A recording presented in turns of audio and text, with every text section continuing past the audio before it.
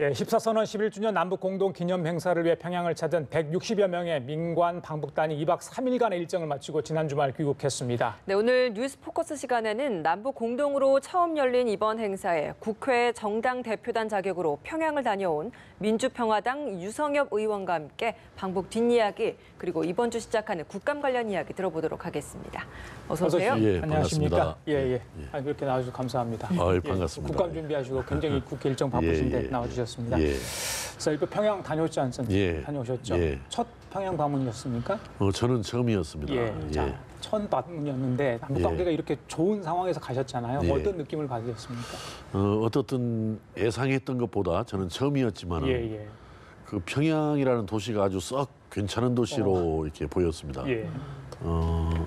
가로 정비도 아주 잘 되어 있고 그 수목이라든지 잔디밭도 아주 군데군데 넓게 이렇게 조성이 되어 있고 또 이 고층 아파트들이 제법 많이 들어섰더라고요. 다만 이제 좀 활력은 느껴지지 않았습니다만은 아주 깨끗하고 좀 그 쾌적한 그런 전원 도시와 같은 그런 인상을 받아서 야, 이 먹고 살 일만 있으면은 서울 사는 것보다는 평양에 사는 것도 더 삶의 질에는 도움이 되겠구나라는 그런 생각을 가졌습니다. 네, 유 의원님, 저희가 이제 평양 방북하셨을 때 처음 소감이 어땠는지에 대해서 이야기를 했었는데 사실 처음이라고 하셨고 다른 함께 갔던 동료분들은 처음이 아닌 분들도 계셨을 텐데 10년 만에 방북하신 분들도 많이 있더라고요. 그럼 10년 만이면 굉장히 좀 많은 변화를 더 느끼셨을 것 같아요. 그분들은 좀 어떻다고 이야기를 하시던가요? 그분들 뭐 말씀 들어봐도 뭐 상전벽해라는 표현을 쓰시는 분도 있듯이 그때에 비해서는 정말 엄청 많이 변했던 것 같고 그것이 어떤 그 제재 봉쇄와 제재 속에서 이루어졌다는 것에 대해서 더 좀 의아해하고 좀 깜짝 그 반기는 그런 표정들이 반응들이었습니다. 자, 14선언 11주년 기념 행사에 참석하시기 위해 평양을 다녀오셨는데 아무래도 고 노무현 전 대통령 얘기를 하지 않을 수 없습니다. 그렇습니다. 그 식물원인가요? 거기에 당시 심었던 소나무 가서 직접 보셨죠? 저도 같이 가서 봤습니다. 그거 어떤 상태에 있는지, 그러니까 뭐 잘 자라고 있다 이래서 북한 측도 굉장히 이게 많은 이야기를 했다고 하는데 조명군 통일부 장관 또 노건호 씨 눈물을 흘렸다. 곁에서 직접 보셨는지 모르겠습니다. 어떤 느낌이 봤습니다. 드셨어요? 아주 뭐 건강하게 잘 자라고 있더군요. 그래서 아마 지난번에 문재인 대통령과 김정은 국무위원장 그런 회동 때도 잘 가꾸어 주셔서 고맙다라는 그런 사의를 표명했었다라는 이야기도 나왔고요. 아무래도 그 10년 세월이 굉장히 정반대를 겪었던 상황 아니겠어요? 2007년도에 있었는데 2008년도에 이명박 정부가 들어서서 남북 문제에 있어서는 정반대의 길을 걸어오다 보니까 뭐 소위 잃어버린 10년이라는 표현들도 쓰던데 말이죠. 어떻든 그 노무현 대통령께서 이제 돌아가셔 있는 그런 상황에다가 또 10년 만에 이렇게 회복된 어떤 남북 관계, 남북 평화 무드 이런 것 속에서 여러 가지 개인적인 또는 또 남북 차원에서의 큰 차원에서의 여러 가지 회한 뭐 이런 부분들이 같이 겹쳐서 그런 눈물을 보이지 않았을까.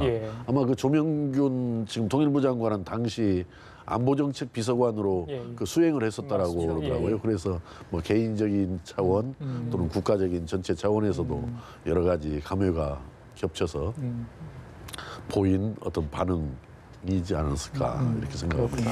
국회 대표에서 북측 정치인들과도 만나셨을 텐데 어떤 이야기가 오갔을지도 궁금합니다. 주로 지금 판문점선언 비준 문제, 또 남북 국회회담 문제, 또 한편으로는 앞으로 이 남북 문제가 어떤 방향으로 어떤 의지를 가지고 발전되어 나가야 할 것인가 그런 이야기들을 주로 좀 나눴죠. 그 이야기 중에 남북 국회의담 이야기 좀 하겠습니다. 문희상 의장도 굉장히 적극적인 걸로 알고 있습니다. 북한도 하자는 것 같은데 이번에 대화 중에 보수 야당이죠. 불참 얘기를 했다고 해요. 자기도 좀 북한 측에서도 이게 좀 축제 분위기, 그러니까 모든 한국에 있는 여야 정당들이 일치된 목소리를 내주길 바라는 뜻으로 해석하면 되겠습니까? 어떻습니까? 당시에 정확한 워딩을 저희들이 알 수 없는데 어떤 얘기를 했는지. 저도 뭐 정확한 워딩은 기억할 수 없지만 뭐 불참을 우려했다라기보다는 그때 정확한 표현은 그 국회회담 장소가 어떤 토론이나 논쟁 의장이 되어서는 안 되는 거 아니냐 이게 이제 북측에서 한 이야기였어요.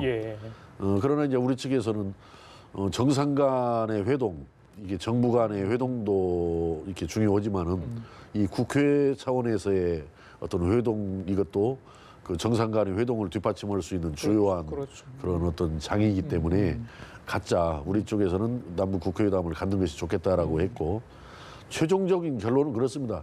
설령 좀 약간 뭐 완벽한 합의가 이루어지지 않는 게 정당 간에 우리 쪽의 정당 간에 예. 완벽한 어떤 합의가 이루어지지 않는다 하더라도 연내에 한번 갖자 이렇게 서로 결론을 내고 이제 합의를 한 겁니다. 참여한 사람들끼리는. 예. 그럼 유 의원님께서는 좀 어떤 의견이십니까? 국회 회담이 좀 개최돼야 된다고 보시는 의견이신가요? 저는 이거 해야 된다고 보는 거예요. 이게 이제 우리 평화의 문제, 또 번영의 문제, 궁극적으로는 저 평화적인 통일의 문제인데 이게 좀 함께 이렇게 가서 일이 이루어져야 일도 순조롭게 진행이 되고 또 그 결과도 함께 또 즐거운 마음으로 이렇게 공유할 수 있는 이런 일이기 때문에 예. 남북 국회회담은 가져야 한다. 그런데 이제 문제는 지금 현재 자유한국당이라든지 바른미래당 이런 좀 보수 정당에서는 좀 소극적인 입장 아니겠습니까? 그렇죠. 꼭 뭐 불참한다는 것도 아니에요. 사실 소극적인데 문제는 저는 좀 정부 여당이 좀 독점하려고 하는 이런 어떤 행보를 안 했으면 좋겠습니다. 독점을 독점해서 우리가 잘 끌고 가겠다라는 생각보다는 어떻게 좀 더 대화하고 설득해서 우리 함께 하자라는 이런 걸 보여주었을 때 남남 갈등을 없애갈 수 있는 거 아니냐. 우리가 통일하자라고 하면서 이 남남 간에 또 갈등하고 자꾸 분열이 생기는 것은 이건 참 이 말이 앞뒤가 안 맞는 이야기잖아요. 그래서 보수 정당도 아마 이런 것 같아요. 과거 자기들이 잘못했잖아요. 어떻든 남북 문제는 이명박 박근혜 정부를 거치면서 잘못했다면 그러니까 속으로는 좀 이거 우리가 그때 잘못했었구나라는 생각을 갖는 분들조차도 저는 있으리라고 봐지는데 예. 그분들을 향해서 너희들은 좀 반통일 세력이고 반평화 세력이다라고 자꾸 이렇게 규정을 지으면서 혼자 이걸 끌고 나가려다 보면은 잘 어떻게 뭉쳐지겠느냐 이게. 그러니까 정부 여당이 주도권을 가지고 있는 정부 여당이 보다 좀 겸허한 자세로 예. 약간의 이견을 가지고 있거나 설령 또 많은 의견 차이라 하더라도 좀 대화하고 설득하고 함께 가자는 노력을 보여야지 독점해서 내 공적이다, 내 실적이다 이렇게만 가는 것은 저는 바람직한 일은 아니라고 봐집니다. 계시는 동안 김정은 국무위원장을 만나지 못했지 않습니까? 예. 혹시 뭐 많은 분들이 기대를 했는데 좀 성사가 안 된 겁니까? 저도 그랬고 혹시라도 한번 도중에 같이 한번 예. 볼 수 있는 기회가 있었을까 했는데 아마 제가 볼 때는 뭐 폼페이오 방북 문제가 바로 앞두고 있는 상황이어서 저희들 오고 나서 그 다음 날 폼페이오 방북이 이루어졌지 않습니까? 8일 날. 예.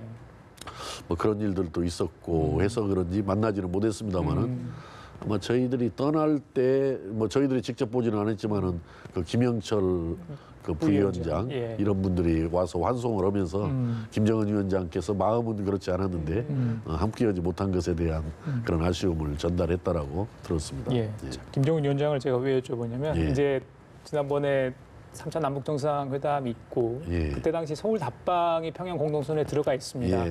그래서 이거 정치권에서 이제 약간의 논란이라 할까요? 이미 이제 몇 분은 뭐 국회연설까지도 이야기를 하는 거 상황인데 위원님께서는 어떻게 보십니까? 답방 그리고 이제 국회의 연설 이 부분은 어떻게 좀 봐야 되겠습니까? 그 저희들이 만났던 그 북측 안내해 주었던 그 우리 우리 안내도 해주고 이렇게 다녔던 분들 그거 정확하니 어디에서 나오신 분인지는 제가 확인 안 했는데 그분들이 어떻게 그 준비 잘 돼가고 있냐라고 물어보기도 하더라고요. 뭔 준비냐면은 김정은 국무위원장이 우리 그 뭐 서울이든지 우리 그 남한을 방문하는 것에 대한 준비가 잘 돼가고 있냐 이런 취지도 물어보는데 아마 올 의사는 저는 뭐 약속했으니까 아마 그렇죠. 저는 지키리라고 봐집니다. 이게 남북 관계가 계속 이렇게 진전이 돼 나가면은 올이라고 생각은 드는데 이제 문제는 그거 아니겠어요? 만약에 김정은 위원장 국무위원장이 우리 서울에 만약에 왔을 때 문재인 대통령이 평양에 갔을 때와 같은 그런 환영을 받기는 좀 어렵지 않을까요? 그건 북한 사회와 남한 사회의 차이점에서도 나올 수 있는 문제인데 국민의 여론이 좀 중요하겠죠. 지난번에 정영돈 대표는 좀 추진하자 국회연설 이런 이야기를 했는데 개인적으로 위원님은 어떤 생각이세요? 국회연설 저는 만약에 김정은 국무위원장이 오게 되면은 국회연설도 한번 기회를 갖는 것이 좋다라고 생각합니다. 그 부분은. 예. 예, 알겠습니다. 이번에는 좀 다른 이야기를 좀 해봐야 될 것 같은데 이해찬 민주당 대표가 방북을 하면서 했던 발언이 좀 요즘 정치권에서도 논란이 되고 있죠. 남북이 종전선언에서 평화체제로 가려면 국가보안법을 어떻게 해야 될지 논의를 해야 한다라는 발언이 있었는데 이게 사실 우리 국회에서 한 이야기가 아니라 방북을 해서 이야기를 했던 부분이기 때문에 좀 더 논란이 되는 것 같아요. 이 발언 좀 어떻게 보고 계십니까? 저는 그것은 맞는 말이라고는 생각을 합니다. 평화 체제가 도입이 되면은 국가보안법도 뭔가는 어떻게 손을 좀 봐야 되겠죠. 그런데 좀 이것이 너무 부분적인 말씀이 되셨어요.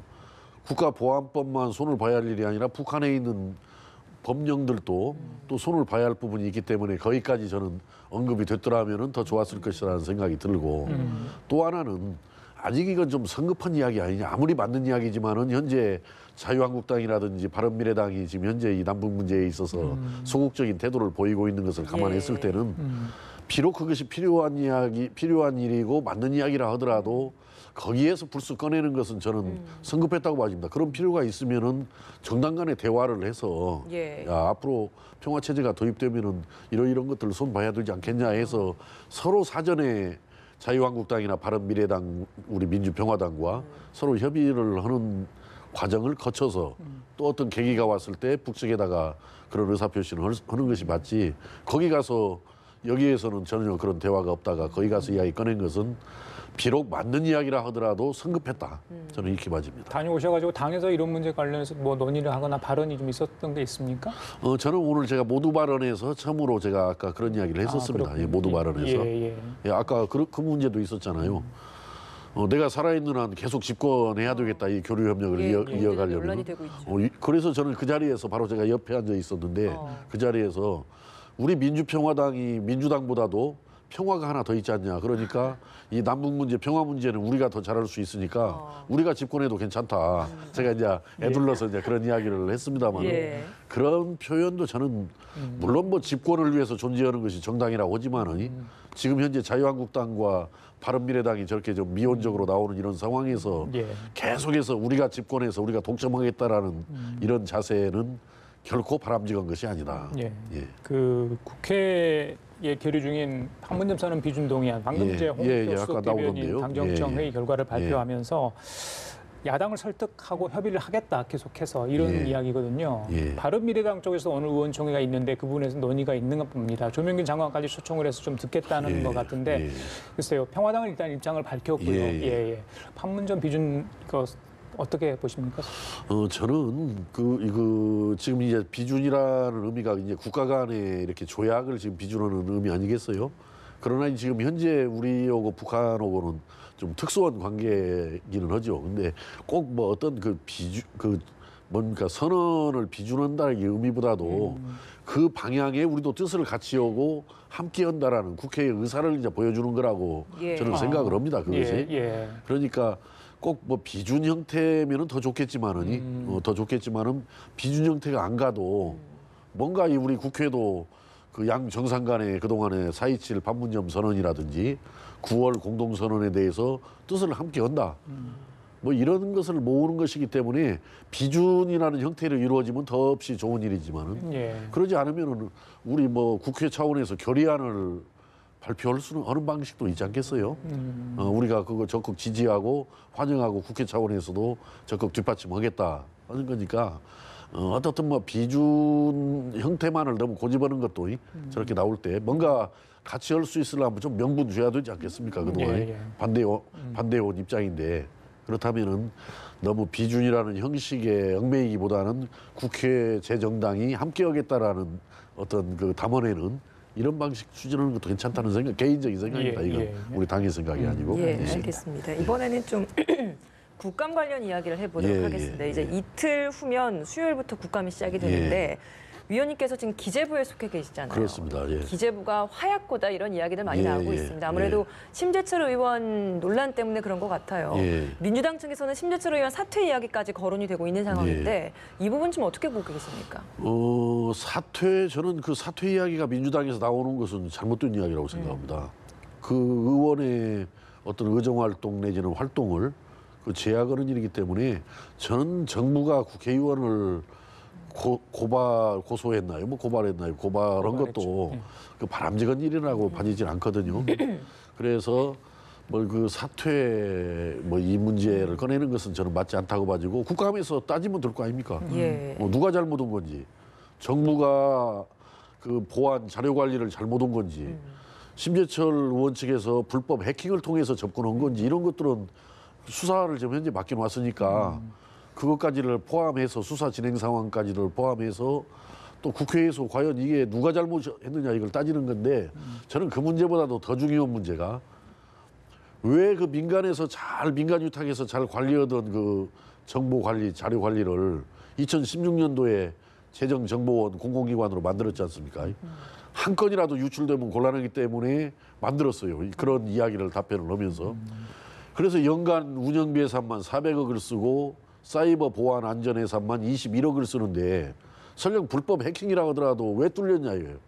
그래서 저는 방만하고 나태한 이 공공기관 운영 문제가 더 본질적으로 중요한 문제라고 봐집니다. 예를 들어서 뭐 이제 책임은 아까 심재철 의원이 지할 거냐, 뭐 정부가 뭐 부실하게 잘못 관리한 거냐 이 문제보다도 이제 오히려 이런 쓸데없는 공공기관들 만들어가지고 오히려 민간에서 할 때는 한 건도 유출 안 되고 잘 되오다가 그 많은 예산을 들이고 많은 인력을 썼는데도 왜 뚫렸냐 이거예요. 왜 뚫렸냐. 그런 내용으로 국감에서 질의하실 것 같은데 미리 사전에 지금 알려주신 거 아닙니까? 기재부 공무원들 긴장 좀 해야 될 것 같은데. 뭐 유능한 공무원들이기 때문에 다 대비하지 않겠어요. 자기들도 이렇게 나올 수 있겠다라고 알 수 있지 않겠어요. 그래요. 심의원 부분은 분명히 국감에서는 다뤄질 것 같네요. 그래서 제가 오늘 아침에 최고위원회 우리 민주평화당 모두 발언에서도 그런 문제가 있다. 그러니까 각 소관별로, 각 상임위별로 해당 부처의 공공기관의 방만한 운영, 이 없애도 될 공공기관 굉장히 많다 우리나라에. 그거 좀 전부 각 상임위에서 국정감사 때 다뤄달라 제가 요청해놓았습니다. 이런 말씀 드려도 될지 모르겠는데 이정미 대표 같은 경우는 심재철 의원이 졌다고 이렇게 표현을 하더라고요. 글쎄 아직은 뭐 누가 이기고 누가 졌는지 이걸 아직 판정하기는 좀 어렵고 저는 의원을 오히려 이렇게 고발하고 법적으로 이렇게 접근하는 것이 과연 옳은 태도였느냐. 이게 서로 얼마든지 설전을 하는 한이 있더라도 따지면 될 일이었는데 굳이 정부가 국회의원을 고발하는 것이 맞느냐. 기재부라는 게 사실 예산 문제도 그렇고 국정감사 때 굉장히 다뤄야 될 내용들이 많은데 이번에 이제 심재철 의원 논란 때문에 너무 이쪽으로 많이 편중되지 않을까라는 우려 섞인 시각도 굉장히 많더라고요. 이 부분 좀 어떻게 보십니까? 저는 지금 현재 그건 아주 지연 말단적인 이야기예요. 그것은. 저는 가끔 제가 상임위에서도 그런 이야기를 합니다. 이명박 정권, 박근혜 정권 9년이죠. 9년. 5년, 4년이니까.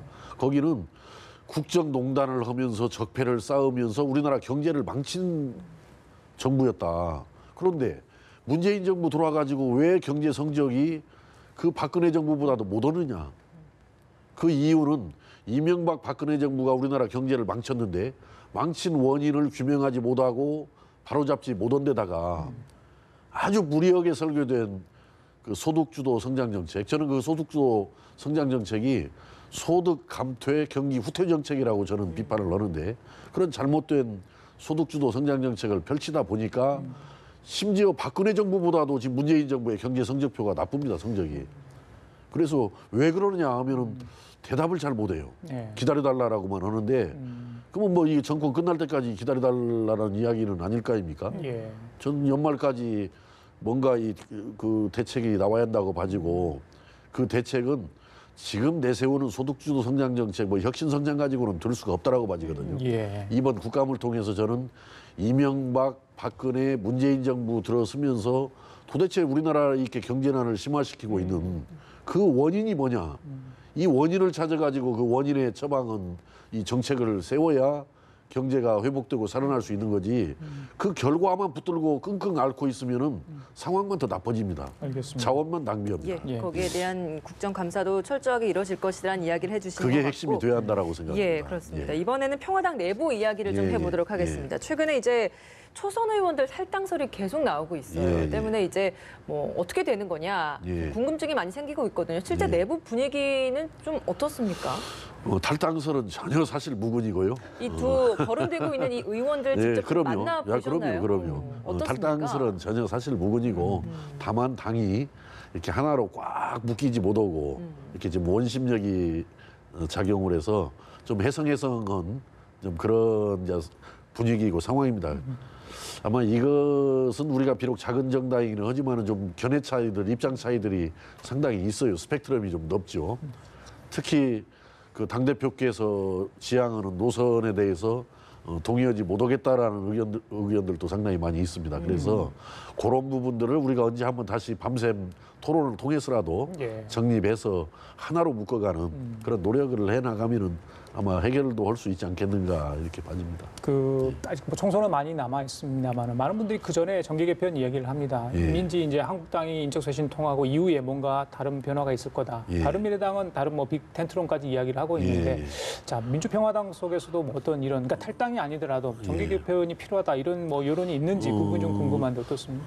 저는 뭐 내년 이제 정기국회가 끝나고 또 자유한국당 아마 전당대회가 2월쯤 아마 있을 것으로 예상이 됩니다만은 그 과정을 거치면서 뭔가 어디 발일지는 몰라도 자유한국당 발일지 바른미래당 발일지 우리 민주평화당 발일지는 몰라도 뭔가 서로 어떤 그 상황 결과를 주고받으면서 정계는 개편될 것이다라고 봐집니다. 그 경험 특상 그렇게 말씀하시는 거죠? 지금 국회 활동 쭉 오래 하시면서? 경험 측상도 그러고 최근에 이렇게 좀 대화들 분위기도 감지되는 게 있습니다. 각 당의 뭐 일부 의원들하고 대화를 하다 보면은 이게 감지가 되는 거죠. 왜냐하면 이대로 총선을 치룰 수는 없는 거 아니냐. 지금 현재 야당들의 모습이 아주 지리멸렬해진 모습 아닙니까? 문재인 대통령께서 잘하고 있는 데다가 야당이 아주 지리멸렬해진 현재 상황이거든요, 이게. 그러니까 뭔가 지리멸렬해진 야권은 어떤 형태가 됐든지 간에 재편할 필요가 있다. 이렇게 봐집니다. 알겠습니다. 자, 지금까지 유성엽 민주평화당 의원과 함께 장시간 이야기를 나눴습니다. 오늘 말씀 잘 들었습니다. 감사합니다. 감사합니다.